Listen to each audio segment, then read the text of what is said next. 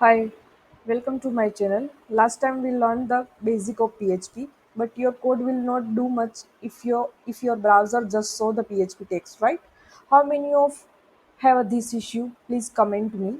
So for this issue, we need to learn web server, right? So first of all, what is a web server?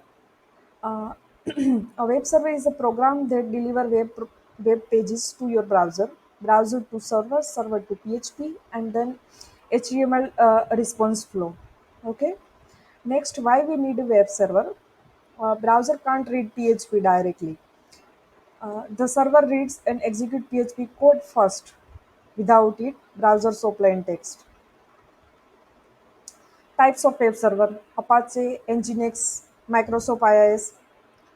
In the next video, we will actually install Apache and PHP step by step and make your first PHP file run in the browser. Thank you.